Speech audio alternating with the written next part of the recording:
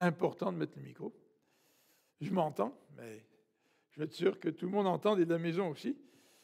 Là, je regarde pour voir si David est de retour des États-Unis. Il est là. Et il bénéficie des nouveaux règlements, n'est-ce pas? Pas de quarantaine à son retour des États-Unis parce qu'il est doublement vacciné. Alors, voilà donc David en train de jouir de ce privilège, puis il était bien content. Hier, il m'envoie un courriel, il me dit « Je vais arriver par avion à 7h30 le soir. Je ne sais pas si je vais devoir rester en quarantaine à l'hôtel. » Ben voilà, tu es parmi nous, David, et on est content. Ça s'est bien passé, ton séjour? Chaud? En Californie, c'est très chaud, n'est-ce pas? Texas? Ouais. Eh bien, en tout cas, on est content que tu sois avec nous.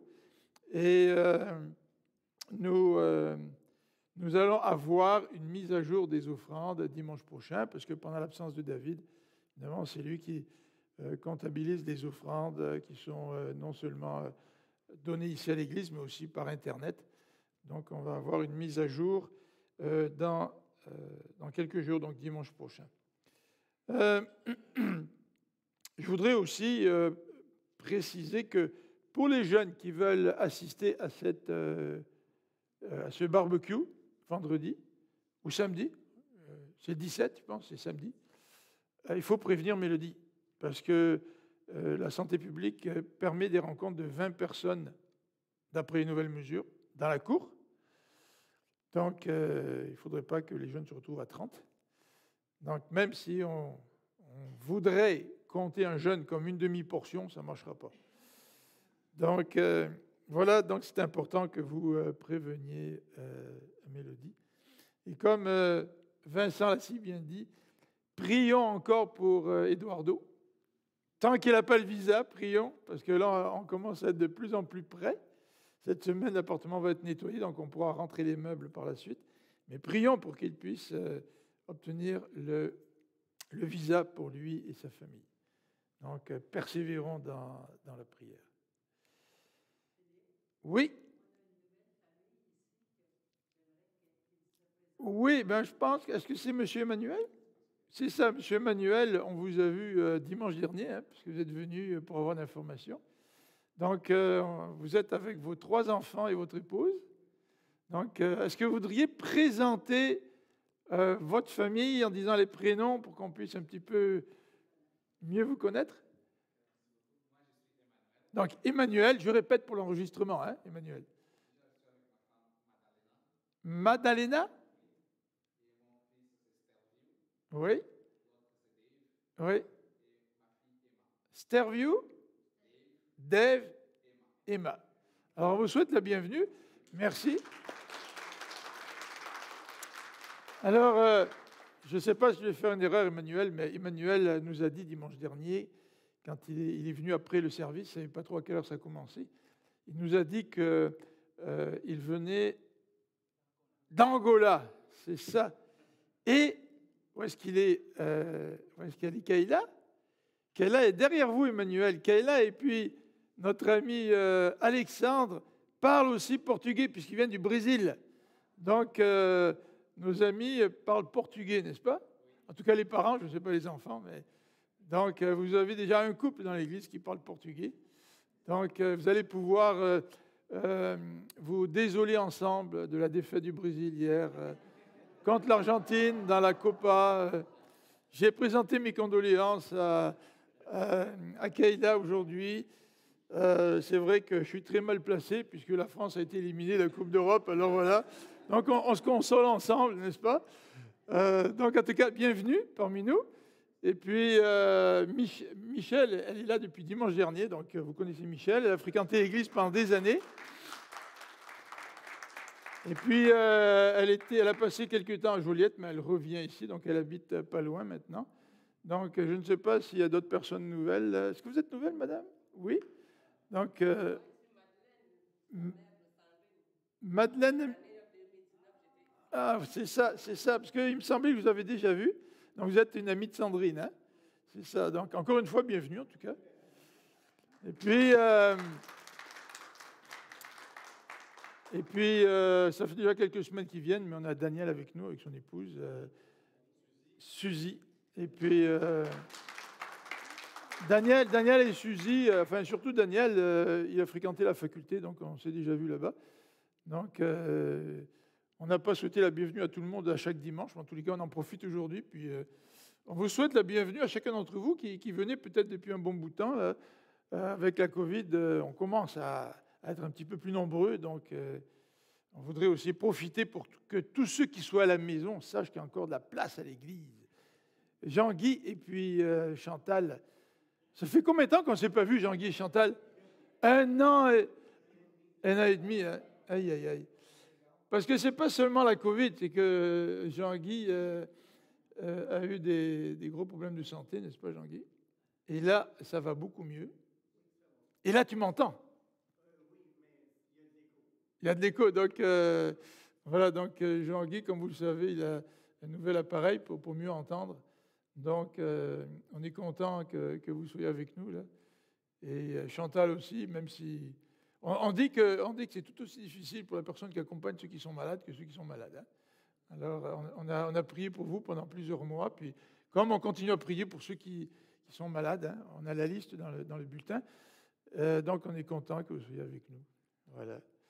Alors, peut-être j'oublie quelqu'un. Si j'oublie quelqu'un, excusez-moi, là, mais... Ce que je voulais dire aussi, c'est qu'aujourd'hui, malheureusement, on n'a pas de bulletin papier. Quand je suis arrivé ici, j'ai réalisé qu'on n'avait plus de papier, donc il va falloir qu'on achète du papier puis qu'on l'amène. Donc, excusez-nous pour ce petit problème. Mais vous avez pratiquement les mêmes sujets de prière que la semaine passée dans le bulletin. Donc, aujourd'hui, nous continuons notre série sur la foi, notamment dans Hébreux 11. La première prédication portait sur Hébreux 10, qui sert un peu d'introduction à ce chapitre 11. La deuxième prédication portait sur la définition de la foi telle qu'elle nous est décrite dans Hébreux 11, versets 1 à 3. C'est sûr que l'auteur de l'Épître aux Hébreux ne nous donne pas une définition de la foi qui engloberait tous les différents aspects de la foi, mais tout de même, Hébreux 1 à 3 nous présente une définition de la foi. Et aujourd'hui, je voudrais lire avec vous, tout d'abord, dans Genèse au chapitre 4, puisque Genèse au chapitre 4 sert d'arrière-plan au verset que nous allons regarder aujourd'hui. Dans Hébreux au chapitre 4, le premier héros de la foi dont il est question, c'est Abel. Et quel est le texte qui nous parle de la vie d'Abel? C'est Genèse chapitre 4. Nous allons donc lire ensemble à partir du verset 1er, Genèse, chapitre 4, verset 1er. L'homme, c'est-à-dire Adam, s'unit à Ève, sa femme, elle devint enceinte et donna naissance à Caïn, dont je lis dans la Bible du Semeur. Elle dit, Ève, j'ai formé un homme avec l'aide de l'Éternel. Verset 2, elle mit encore au monde le frère de Caïn, Abel. Abel devint berger et Caïn cultivateur. Au bout d'un certain temps, Caïn présenta des produits de la terre en offrande à l'Éternel. Abel, lui aussi, fit une offrande. Il présenta les premiers-nés de son troupeau et en offrit les meilleurs morceaux. L'Éternel prêta attention à Abel et à son offrande, mais pas à Caïn et son offrande. Cela mit Caïn dans une grande colère et son visage s'assombrit. L'Éternel dit à Caïn, « Pourquoi es-tu en colère et pourquoi ton visage est-il sombre? Si tu agis bien, tu le relèveras. Mais si tu n'agis pas bien, le péché est tapis à ta porte. Son désir se porte vers toi, mais toi, domine-le. » Mais Caïn dit à son frère Abel, « Allons au champ. » Et lorsqu'ils furent dans les champs, Caïn se jeta sur son frère Abel et le tua. Alors quand nous lisons ce passage, nous le trouvons un petit peu mystérieux, en tout cas sous certains aspects. Bien sûr que le meurtre commis par Caïn envers son frère est un meurtre. Mais en lisant ce passage, nous ne comprenons pas nécessairement pourquoi Dieu a accepté l'offrande d'Abel et n'a pas agréé celle de Caïn. Donc, de ce côté-là, C'est un petit peu surprenant. Et il nous faut réfléchir un peu, regarder le contexte de la Genèse, le contexte du Nouveau Testament, notamment d'Hébreux 11, pour bien comprendre ce qui s'est passé à cette époque-là, dans Genèse au chapitre 4. Alors pour faire un petit résumé, j'aimerais donc vous présenter ces deux frères. Caïn, c'est donc l'aîné. D'habitude, c'est l'aîné qui reçoit la bénédiction dans l'Ancien Testament. Quoiqu'il y a des entorses à cette habitude dès le livre de la Genèse, puisque ce n'est pas Ésaü qui a été l'objet des promesses de Dieu, mais ça a été Jacob.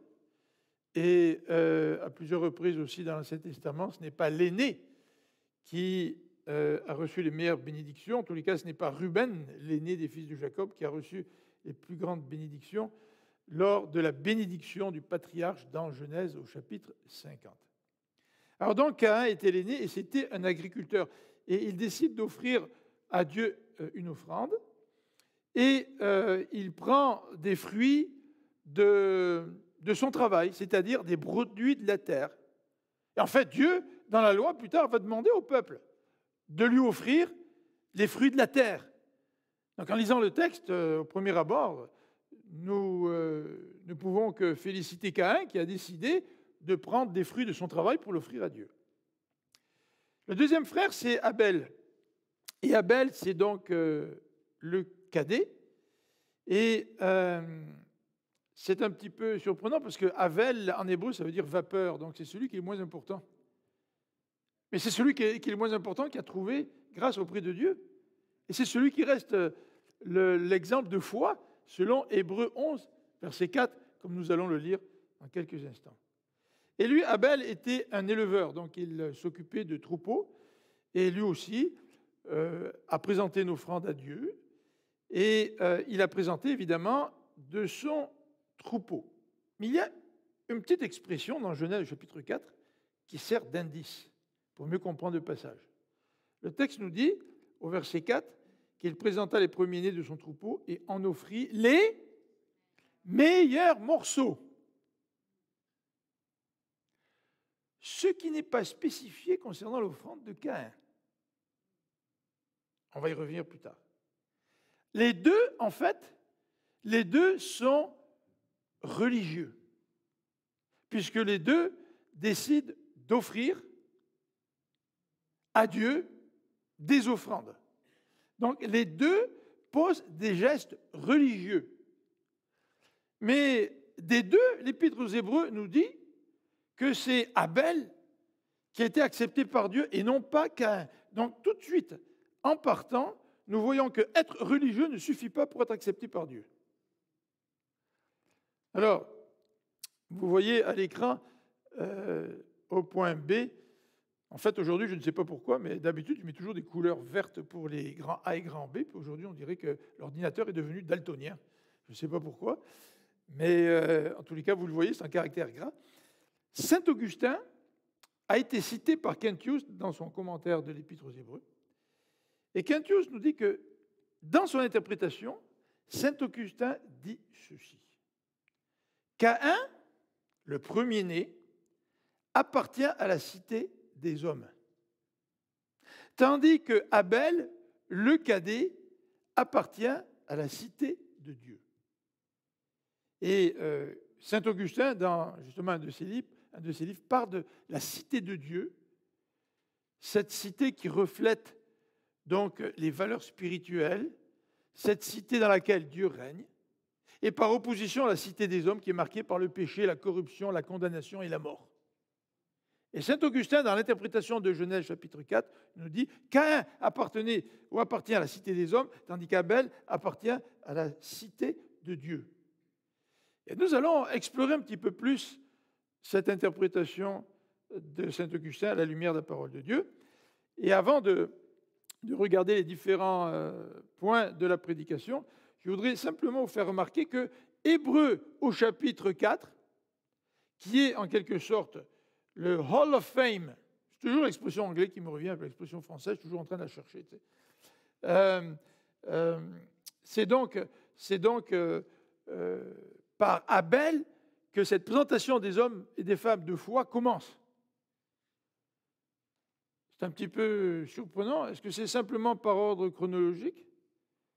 Ou est-ce aussi pour mettre l'accent sur l'adoration? C'est-à-dire que les hommes et les femmes de foi sont des hommes et des femmes qui savent comment présenter une adoration que Dieu agrée. Et j'aimerais vous suggérer justement que la foi d'Abel est profondément marquée par l'adoration et par une distanciation d'Abel des hommes ou de son frère qui n'est simplement qu'un homme religieux, mais qui n'a pas cette foi qui fait que son offrande sera acceptée par Dieu. Donc nous pouvons être religieux, nous pouvons pratiquer notre religion, nous pouvons lire la Bible, nous pouvons prier, nous pouvons faire des offrandes à Dieu, sans que ces actes religieux soient l'expression de notre foi. C'est en tout cas ce que signifie cette référence à Abel dans Hébreux au chapitre 11, verset 4. Alors, si nous lisons ce chapitre 11, verset 4, nous allons voir que le texte présente 3 caractéristiques de la foi d'Abel. 3 caractéristiques que nous ne retrouvons pas chez Caïn. C'est pour ça que son sacrifice n'a pas été accepté par Dieu. Alors regardons le verset 4. Par la foi, Abel a offert à Dieu un sacrifice meilleur que celui de Caïn. Grâce à elle, donc par la foi, il a été reconnu comme juste par Dieu, qui a témoigné lui-même qu'il approuvait ses dons. Et grâce à elle, Abel parle encore, bien que mort.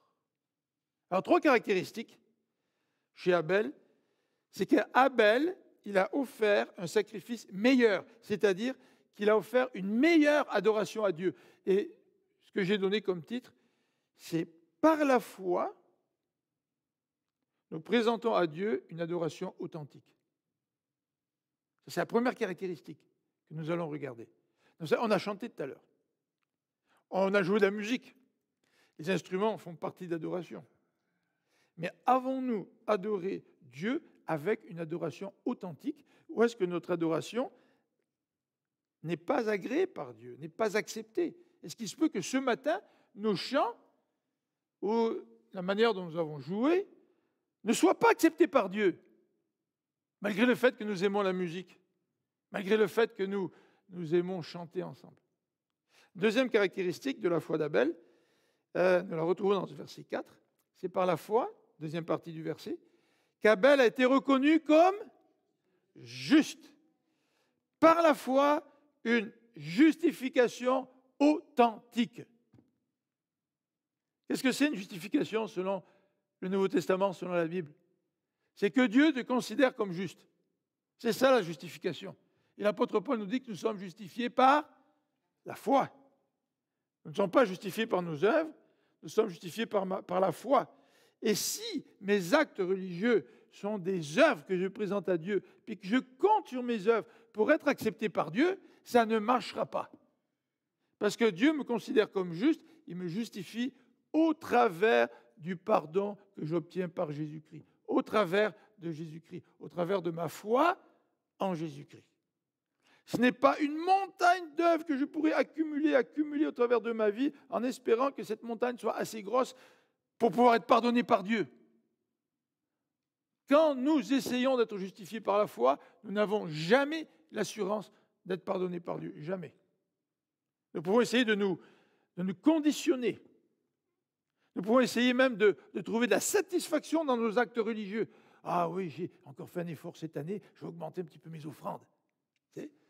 Nous pouvons essayer de trouver une justification, mais au fond, nous-mêmes, nous savons que rien ne peut nous permettre d'obtenir la grâce de Dieu si ce n'est par le sacrifice de Jésus qui est mort pour nous et par notre foi en lui. Alors, le troisième élément, troisième caractéristique de la foi d'Abel, donc il a été reconnu juste par Dieu, qui a témoigné lui-même qu'il a prouvé ses dons. Donc une foi authentique, une vraie foi, nous permet de recevoir un témoignage de Dieu. Dieu qui témoigne qui témoigne de nous, qui témoigne d'Abel, et qui dit, oui, lui, j'accepte, j'agrée son offrande. Oui, dit Dieu, j'accepte la foi de Philippe, de Vincent, de Chane, d'Éric, de chacun d'entre nous. Et c'est un témoignage que Dieu donne. J'accepte cette foi à cause de Jésus-Christ. Alors voilà les 3 caractéristiques de la foi d'Abel que je vous invite à regarder avec moi maintenant. Donc, par la foi, Abel a donc présenté à Dieu un sacrifice authentique, c'est-à-dire une adoration authentique, une adoration que Dieu accepte. Je ne peux pas arriver devant Dieu en lui présentant n'importe quel cadeau. Comme vous le savez, le plus beau jour de l'année, c'est le 8 juin. René est d'accord avec moi. On est tous les deux nés le 8 juin, vous savez, c'est la plus belle journée de l'année, c'est certain. Et ma belle-fille m'avait dit, Philippe, pour ton anniversaire, je vais te donner quelque chose. Puis moi, des fois, quand quelqu'un me dit ça, j'essaie de faire parler la personne, tu sais, là, puis de la taquiner pour qu'elle rentre dans le jeu, puis à un moment donné, elle lâche un morceau, puis que j'arrive à deviner qu'est-ce qu'elle a acheté. Tu sais. Puis mon fils, Marc-André, son mari, lui dit, arrête de parler, il va te faire parler, arrête de parler, il va te faire dévoiler là, ce que tu as acheté. Mais n'empêche que je me suis posé la question, je me dis, qu'est-ce qu'elle m'a acheté tu sais. Vous avez tous reçu des cadeaux qui ne vous plaisaient pas vraiment. On dit qu'il y a beaucoup de cadeaux à Noël qui sont retournés, tu sais, parce que les gens n'aiment pas les cadeaux. Mais imaginez-vous Dieu, là, vous voulez présenter une offrande à Dieu, ça vous préoccupez ce qu'il aimerait et ce qu'il n'aimerait pas, parce que c'est logique. Tu sais. Donc, une adoration authentique, c'est tout d'abord une adoration qui a compris un principe. C'est le principe de la substitution. Le principe de la substitution, qui est présent dès le chapitre 3 de Genèse. Regardez dans Genèse, au chapitre 3, le texte nous dit qu'après le péché d'Adam et Ève et qu'ils se sont vus tout nus, ils se sont vus pécheurs, hein, ben Dieu a tué des animaux pour faire de la peau de ces animaux des habits. Alors déjà, il y a des animaux qui ont dû payer de leur vie pour que Adam et Ève puissent se couvrir et couvrir leur péché, tu sais, en quelque sorte. Déjà, cette idée de substitution est présente. Dans le cours de baptême que nous faisons à l'Église, nous regardons les différents éléments du sacrifice de Jésus. Et à la base du sacrifice de Jésus, l'élément fondamental, c'est celui de la substitution. Vous savez ce que c'est la substitution? C'est prendre la place d'eux. Quand un gardien de hockey commet une faute qui mérite une pénalité, ben ce n'est pas lui qui va sur le banc. Mais c'est un autre joueur qui prend sa place. Mais c'est à cause de lui que cette pénalité a été sifflée, a été signalée. Donc la substitution, c'est Christ qui prend notre place à la croix. C'est-à-dire que Christ meurt à notre place parce qu'à cause de notre péché, nous méritons devant Dieu la mort. Donc déjà dans l'Ancien Testament, même dans Genèse, même si ce n'est pas aussi clair que durant la période de Moïse, cette idée de substitution est présente. Et elle est tellement présente que Noé offre des animaux après le déluge, alors que les eaux ont baissé. Dans Genèse 8, versets 20 à 22, Noé a offert des animaux purs à Dieu. Donc des animaux qui ont été tués pour prendre la place de Noé, qui lui-même est un pécheur, qui lui méritait la mort. Quelqu'un d'autre prend la place du pécheur et meurt à la place du pécheur. Abraham, dans Genèse, chapitre 15, et la loi par Moïse n'a pas encore été donnée, hein, mais Abraham, au chapitre 15, quand on présente cette alliance qui est faite entre Abraham et Dieu, Abraham offre aussi des animaux. Cette idée de substitution est extrêmement présente dans le cœur non seulement des patriarches, mais des gens qui ont précédé les patriarches, et même dans le cœur d'Abel, puisque Abel a offert des animaux qui sont morts à sa place, et il a offert les meilleures parties, parce que Dieu mérite le meilleur. Donc Abel avait compris ce principe de la substitution, mais il ne suffit pas de le comprendre. Il faut que ce principe de substitution, nous puissions l'appliquer. On peut tous sortir de l'église ce matin en disant « Ouais, j'ai compris ce qui a été enseigné ce matin. Le pasteur a dit que Christ est mort à notre place, donc il a été mon substitut. Mais je sors de l'église, ça ne change rien à ma vie. » Donc j'ai une connaissance intellectuelle qui n'a rien changé à ma vie. Caïn et Abel avaient cette notion de substitution. Mais la différence entre les deux frères, c'est qu'un des deux a obéi. Un des deux, ayant compris que ce que Dieu a créé, c'était la mort d'un être vivant, des animaux, pour signifier cette substitution, eh bien, Abel, lui, l'a compris et il a obéi. La foi, ce n'est pas ce qui te permet de comprendre. La foi, c'est ce qui te permet de comprendre, mais d'appliquer ce que tu as compris. Donc, Abel a compris ce que Dieu veut et il a obéi. Par contraste, son frère, lui, a désobéi. Alors, remarquons que dans le texte de Genèse, il nous dit qu'il a offert des fruits de la terre, mais il n'a pas offert les prémices. Dans la loi de Moïse, quand tu offres les fruits de la terre, il faut que tu offres les prémices. Qu'est-ce que c'est que les prémices? C'est justement le premier. Ma femme aime beaucoup les blés d'Inde. Je dirais qu'elle raffole des blés d'Inde. Je dirais, dans une expression plus populaire, elle adore les blés d'Inde. Alors, chaque année, elle achète les premiers blés d'Inde. Ce n'est pas toujours les premiers blés d'Inde qui sont les meilleurs. Mais quand elle tombe sur les premiers blés d'Inde qui sont meilleurs, ah, ça c'est super. Mais Dieu te demande de lui offrir ce qui a le plus de valeur à tes yeux, parce que lui, il est plus grand que toutes les grandes bénédictions qu'il nous donne. Donc Dieu demandait au peuple d'offrir non seulement les fruits de la terre, mais les prémices, c'est-à-dire les meilleurs. C'est que quand tu vois les premiers fruits qui poussent, tu es excité, là. Enfin, la récolte s'en vient, on a des signes. Mais non, ne les mange pas, offre-les à Dieu. Je sais que tu es excité, je sais que pour toi, c'est ce qu'il y a de plus précieux, mais ne les mange pas, offre-les à Dieu. Et Caïn n'a pas offert à Dieu les prémices. Et Caïn, non seulement n'a pas offert les prémices, mais Caïn a pensé qu'offrir des fruits de la terre valait mieux que d'offrir des animaux qui exprimaient ce principe de substitution. Quel est le propre de celui qui est religieux? Le propre de celui qui est religieux, c'est de décider ce qui plaît à Dieu. En disant, bah, écoute, moi je vais offrir ça à Dieu, puis moi je pense que c'est important, donc Dieu, tu n'as pas le choix d'accepter ce que je t'offre. Mais une adoration véritable, une adoration authentique, consiste à présenter à Dieu des offrandes, à présenter à Dieu un culte qui lui plaît, dit la Bible. Et dans Romains 12, nous avons ce passage qui dit « Offrez vos corps à Dieu d'une manière qui lui plaît ». Tu renouvelles tes pensées pour que tes pensées soient celles de Dieu et tu t'offres dans toute ta personne à Dieu pour que ça soit une offrande qui soit agréée par Dieu. Les œuvres de la foi, les œuvres de la foi, de la vraie foi, engendrent l'obéissance. Mais celui qui est religieux va présenter toutes sortes d'œuvres à Dieu, mais de la mauvaise manière, en ne suivant pas les indications de Dieu, en pensant que ses propres œuvres vont plaire à Dieu.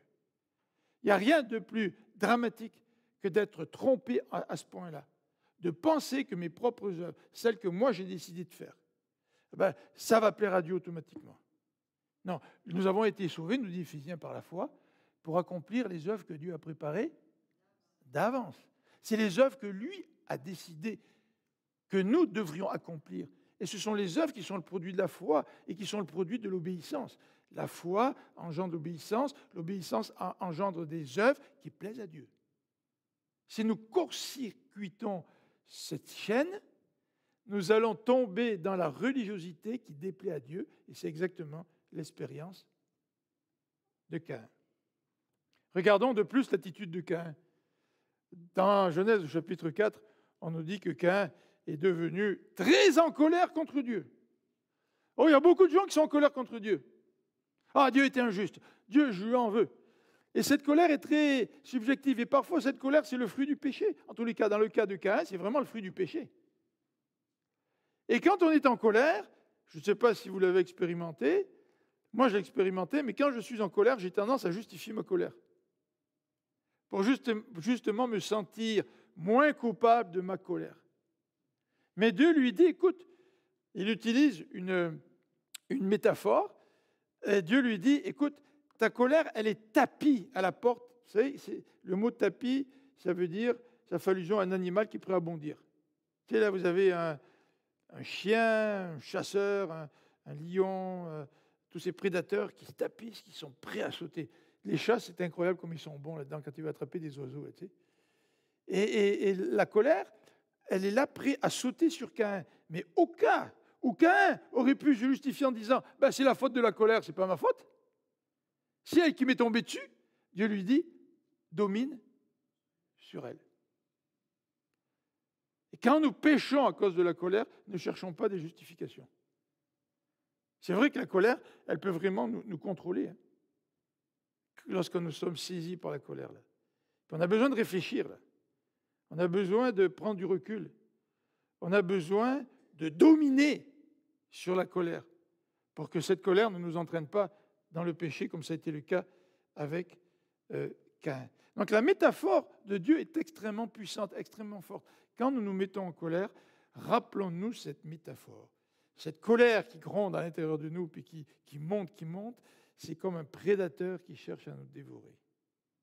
Dieu nous demande de la contrôler. Dernier élément sur l'attitude de Caïn, c'est qu'on voit que Caïn n'a pas contrôlé sa colère. Et quand tu ne contrôles pas cette colère, tu la nourris. Il n'y a pas une autre possibilité. Hein. Tu la nourris. Et Caïn l'a nourri au point où il a tendu un piège à son frère en lui disant « allons dans les champs », c'est-à-dire à l'écart. Et là, il l'a tué.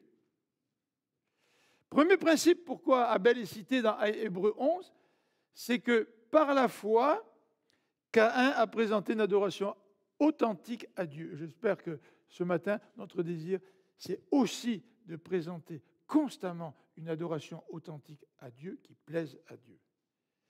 Dernier élément dans cette foi authentique, c'est une comparaison que je voulais faire entre Abel et David. Vous vous rappelez David lorsqu'il a voulu amener l'arche à Jérusalem parce qu'il s'est rendu compte que la famille qui abritait l'arche était bénie. Il dit oh, on va amener l'arche à Jérusalem. Puis David était extrêmement sincère. Hein. Il dansait devant l'arche, était tout content. Puis l'arche était transportée sur un chariot tiré par des bœufs. Vous vous rappelez du texte? Il était sincère. Puis je crois que la sincérité, c'est extrêmement important. Je crois qu'Abel était sincère aussi. Parce que Dieu n'accepte pas un cœur partagé, nous dit la Bible, de manière générale. Mais Abel, nous l'avons vu, il est aussi obéissant. Donc, il offre un animal. Il comprend le principe de la substitution. Un être vivant qui meurt à la place de notre être vivant. Mais il est obéissant. David, le problème, même s'il était extrêmement sincère et qu'il dansait de toute sa force, David n'avait pas compris ou ne s'était pas souvenu que Dieu avait demandé que l'arche soit portée à dos d'homme et non pas sur un chariot tiré par des bœufs. Et quand dans un virage, l'arche sur le chariot a failli basculer, le prêtre qui était à côté l'a retenu et Dieu l'a frappé d'une mort instantanée parce qu'il n'avait pas le droit de toucher l'arche, sauf ceux qui la portaient. Et David a été profondément blessé de ça. Parce qu'il était profondément sincère. Mais David n'avait pas compris qu'en transportant l'arche de cette manière, il désobéissait à Dieu. Il était profondément blessé. Il était tellement blessé qu'il a dit, moi je ne veux pas l'arche à Jérusalem, on va la laisser chez quelqu'un d'autre. Vous savez, parfois on est blessé. Et on justifie notre blessure, sans essayer de voir si notre blessure est le fruit de notre propre péché. Et même dans nos relations interpersonnelles, parfois nous sommes blessés par des frères et des sœurs, mais n'avons-nous pas aussi une part de responsabilité dans cette blessure? Nous aimons tellement ça, prendre le rôle de la victime. Et c'est vrai qu'il nous faut être compatissants envers ceux qui sont blessés. Mais cette compassion ne devrait pas nous faire oublier la raison de la blessure. Est-ce que c'est vraiment parce que quelqu'un nous a fait du mal, ou est-ce que nous sommes partiellement ou totalement responsables de cette blessure? Et si c'est le cas, arrêtons de nous prendre en pitié et d'exposer notre blessure, au lieu de prendre responsabilité de ce qui a causé cette blessure. Et David, après 3 mois, a compris. Parce que l'arche, il l'avait déposée dans la maison de quelqu'un, puis il a vu que Dieu bénissait cette personne. il a décidé de faire monter l'arche à Jérusalem. Donc il est passé par-dessus sa propre blessure. Mais cette fois-ci, l'arche a été portée par des Lévites, là, à dos, sur leurs épaules. Là. Dans cette fois-ci, ils ont obéi à Dieu. Troisième élément qui concerne l'attitude d'Abel, c'est que lorsque nous adorons Dieu, Dieu nous demande de l'adorer de tout notre cœur. Et une des façons d'adorer de tout notre cœur, c'est non seulement d'être obéissant, mais Dieu le dit, hein, le résumé de la loi, c'est d'aimer Dieu et notre prochain, mais d'aimer Dieu de tout notre être, de tout ce que nous sommes. Nos pensées, notre corps, notre force, tout ce que nous sommes. Quand nous adorons, là, le dimanche matin, est-ce que nous lisons les paroles sans trop faire attention à ce que nous lisons? On n'est pas là. On pense à autre chose. On est porté par la musique. On est porté par toutes sortes de pensées qui traversent notre esprit. Non, on n'est pas là. Mais David, dans les psaumes, nous demande d'adorer Dieu aussi de tout notre être. Un peu comme Marie qui a donné ce parfum à Jésus pour pouvoir lui laver les pieds. Puis devant un disciple offusqué, Jésus il l'a repris en disant non, laisse-la faire. Elle a mis tout son cœur, elle a mis tout ce qu'elle avait, elle a mis tout ce qu'elle était dans son adoration envers Jésus. Deuxième caractéristique, c'est une justice authentique. Alors, le texte au verset 4 d'Hébreux nous dit « Il a été reconnu comme juste par Dieu ». Comment Dieu a-t-il reconnu ou accepté, agréé cette offrande, cette adoration d'Abel? J'aimerais vous suggérer, comme plusieurs commentateurs le font, comment Dieu a-t-il manifesté son approbation? Probablement par le feu. Le texte ne le dit pas. Hein. Bon, peut-être on peut se tromper, évidemment. Mais probablement par le feu. Pourquoi par le feu? Parce qu'il y a plusieurs exemples dans l'Ancien Testament où Dieu montre qu'il accepte l'offrande en faisant descendre le feu sur l'offrande. Et nous avons plusieurs exemples. Tout d'abord, dans le Lévitique au chapitre 9, après que Dieu ait instauré par Moïse tout le cérémoniel et les sacrifices, Moïse offre un premier sacrifice avec Aaron. Et face à ce premier holocauste, Dieu montre qu'il accepte le sacrifice et le sacrifice s'enflamme. Or, ce n'est pas seulement à l'occasion de Moïse et de l'institution des sacrifices, mais nous avons d'autres exemples, dont celui de Gédéon. Vous vous rappelez l'offrande de Gédéon? Ouais, Gédéon, moi je t'ai choisi pour libérer le peuple. Ouais, mais tu sais, Seigneur, moi je suis le plus jeune parmi la plus petite des tribus. Tu n'as peut-être pas choisi le meilleur gars, tu sais. Et Gédéon fait une offrande à Dieu. Et puis Dieu accepte son offrande par le feu, par l'intermédiaire de l'ange. Mais la Bible nous présente d'autres exemples aussi dans l'Ancien Testament. Vous avez l'exemple, toujours dans Juges, au chapitre 13, l'exemple de Manoah et sa femme, qui offrent un sacrifice à Dieu. Vous savez, les parents de Samson, ce n'était pas lui, Samson, bois de coton, là, c'était le Samson de la Bible. Et Dieu accepte leur sacrifice par ce feu qui descend du ciel. Alors, l'exemple auquel vous avez certainement pensé en premier, c'est celui de Élie sur le mont Carmel. Lorsque le feu descend du ciel et que Dieu montre que le sacrifice d'Élie est accepté et non pas ceux des prêtres de Baal. Pourtant, Élie avait arrosé le sacrifice, avait fait un fossé tout autour, avait rempli le fossé d'eau. En tout cas, qu'une telle offrande brûle, là, c'est impossible. Et pourtant, Dieu a accepté l'offrande d'Élie.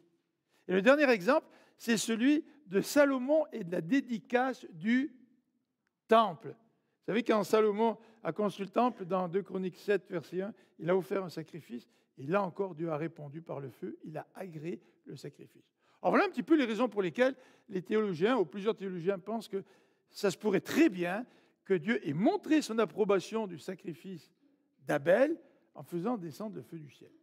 Et toujours est-il, même les peintres qui ont peint des scènes bibliques représentent l'approbation de Dieu par le feu, comme vous le voyez sur les 2 petites gravures que j'ai mises ici. C'est la gravure du bulletin, là. Ceux qui vont le recevoir par courriel, vous l'avez peut-être déjà reçu. Vous voyez, il y a comme Dieu là, qui fait venir du feu sur l'offrande d'Abel, puis quelqu'un qui est en arrière, là, qui regarde, et puis qui se rend compte qu'il n'y a pas de feu sur le sien. Là, tu sais. Donc voilà. Regardons un petit peu cette justice authentique et notamment ce que le Nouveau Testament dit sur la justice d'Abel. Parce que le Nouveau Testament parle de la justice d'Abel. Jésus, quand il accuse les Juifs de persécuter les prophètes, il parle d'Abel et de la mise à mort d'Abel, ainsi que d'autres prophètes, évidemment.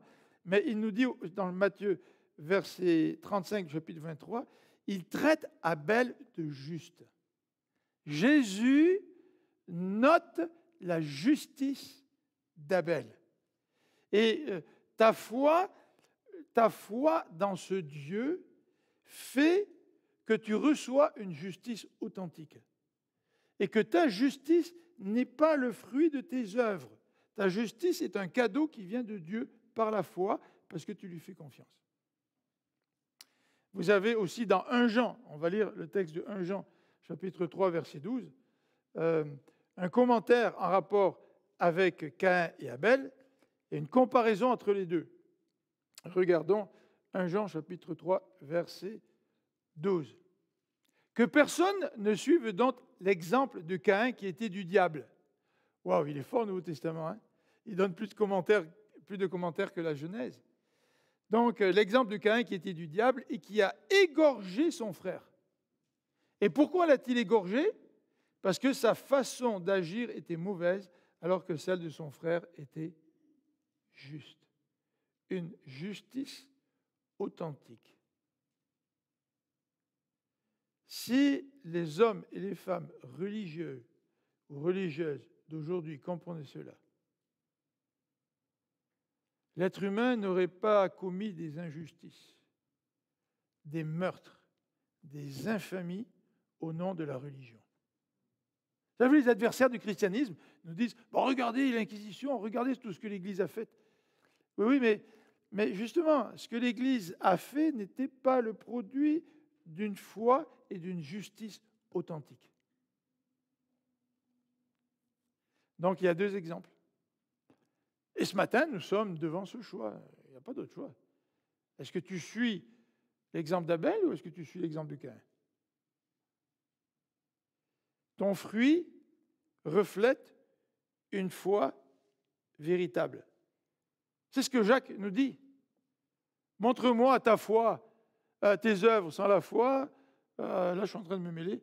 Ou montre-moi ta foi sans les œuvres. Moi, je vais te montrer ma foi avec les œuvres. Tu ne peux pas dire j'ai la foi sans les œuvres. Et si tu as vraiment la foi, ça va se voir dans la manière dont tu agis. Et la manière dont Abel a agi a démontré qu'il avait la foi en Dieu. Il avait la foi dans un substitut qui prenait sa place pour être pardonné par Dieu. Et par anticipation, il avait cette foi en Jésus, même s'il ne connaissait pas encore Jésus.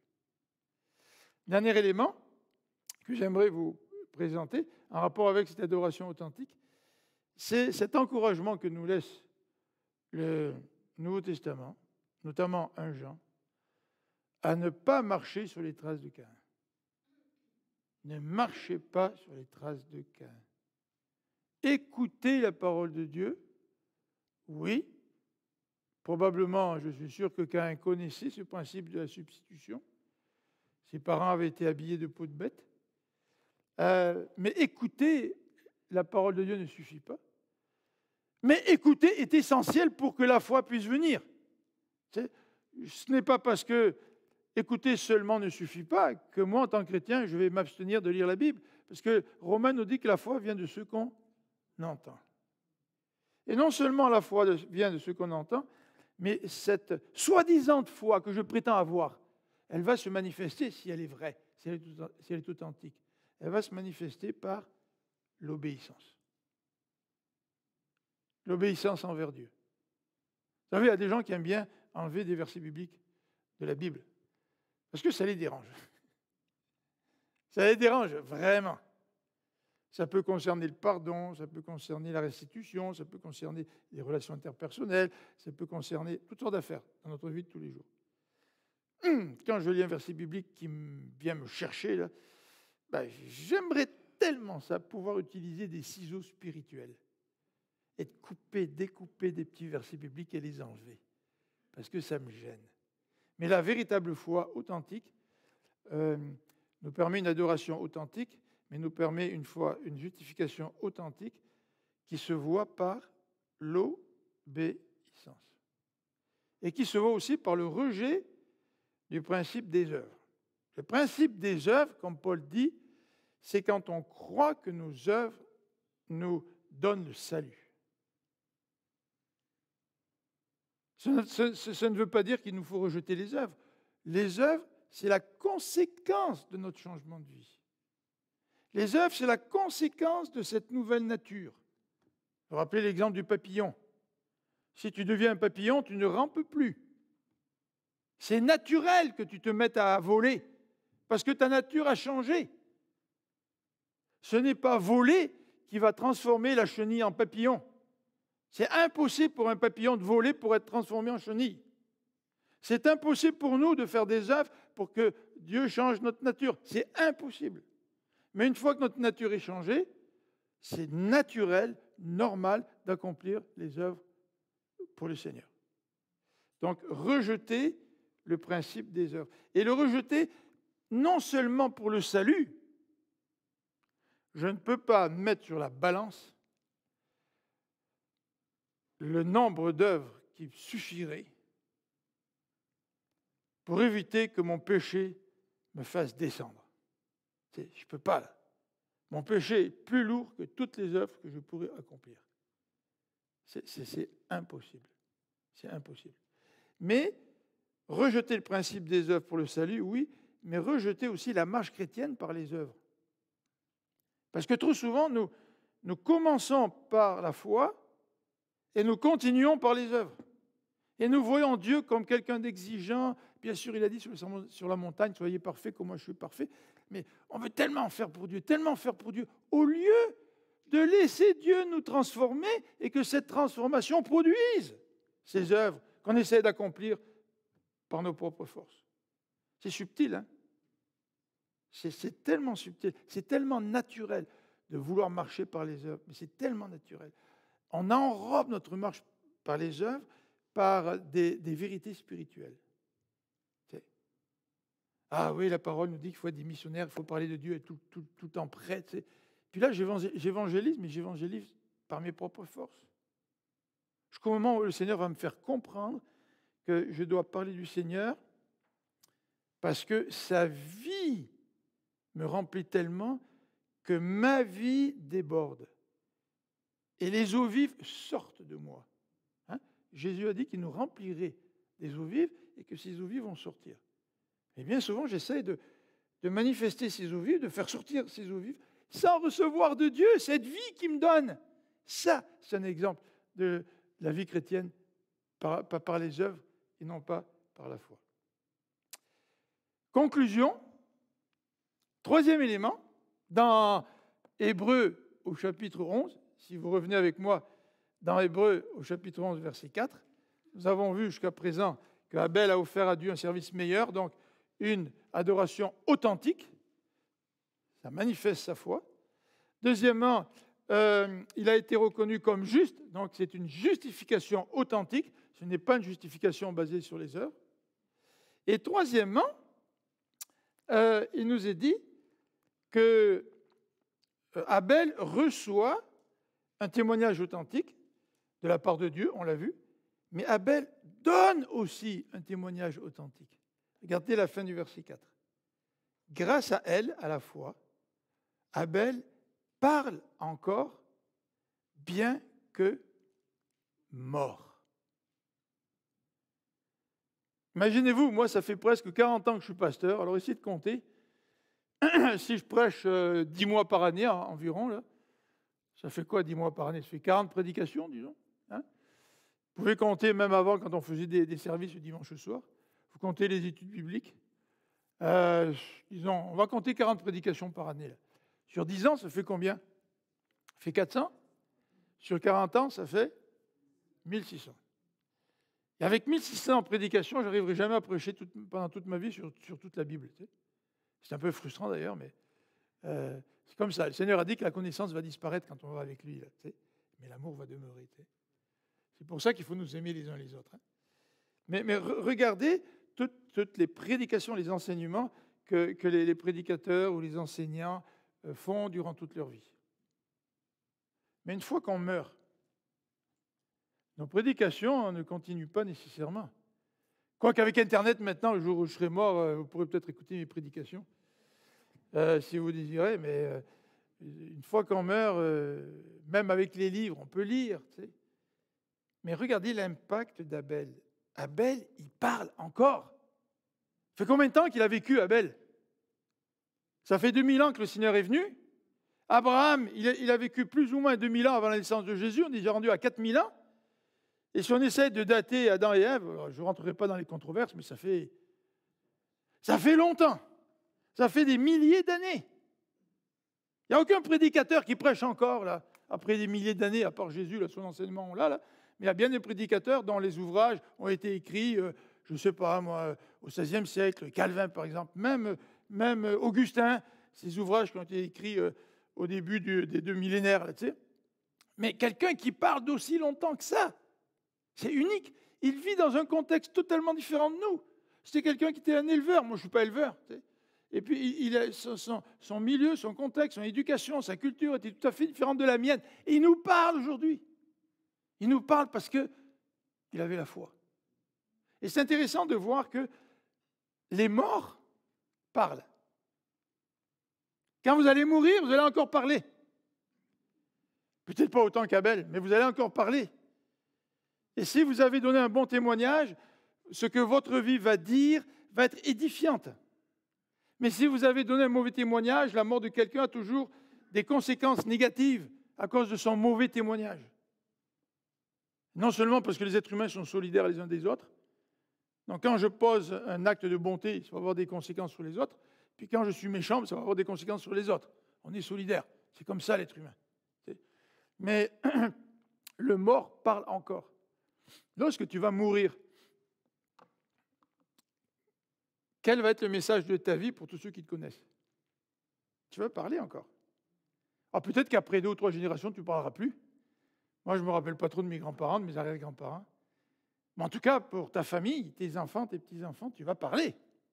Quel est le message que tu vas donner?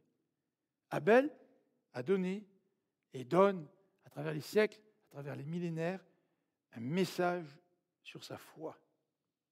Et c'est le premier cité dans ce chapitre 11 des héros de la foi. Remarquez qu'aucune autre parole d'Abel n'a été préservée. Aucune autre parole. Ta vie de foi est bien plus importante que tout ce que tu pourras enseigner. Ça n'enlève pas l'importance des paroles. Il ne faut pas opposer les choses. Tu sais. Ah, moi, je n'ai pas besoin de parler, de témoigner, parce que ma vie seule compte. Voyons donc. Il faut que tu expliques l'Évangile. Mais les deux vont ensemble. Mais remarquez que dans le cas d'Abel, aucune de ces paroles n'a été préservée. Aucune. Il y a des paroles de Caïn qui ont été préservées. Les paroles de Caïn avec Dieu. Mais aucune parole d'Abel. Et pourtant, quel témoignage à travers les siècles et les millénaires. Que le Seigneur nous donne, à chacun d'entre nous, la grâce d'avoir la même foi qu'Abel pour pouvoir témoigner avec puissance, même après notre mort. Prions ensemble et ensuite on va chanter pour terminer. Seigneur notre Dieu, nous voulons te remercier pour ces héros de la foi. Et Seigneur, nous voudrions te prier pour que tu mettes dans notre cœur cette même foi. Cette foi qui fait que notre vie a un impact devant toi, mais aussi devant les autres. Dans ta parole, tu dis que les enseignants ne soient pas trop nombreux, parce qu'il leur sera demandé beaucoup, ou redemandé beaucoup. Et Seigneur, parfois, nous voudrions tellement enseigner, et nous oublions que notre foi parle, que notre foi est un message, que notre foi est une proclamation. Solidifie notre foi, Seigneur, pour qu'elle puisse ressembler à celle d'Abel. Et loin de nous l'idée d'être un religieux comme les Técains. Et pardonne-nous toutes les fois où nous avons posé des actes religieux, sans que ce soit des fruits de la foi qui vient de toi. Amen. Alors, je vous invite à vous lever. On va chanter un dernier chant ensemble. Un temps auprès de toi vaut mieux que 1000 ailleurs. Je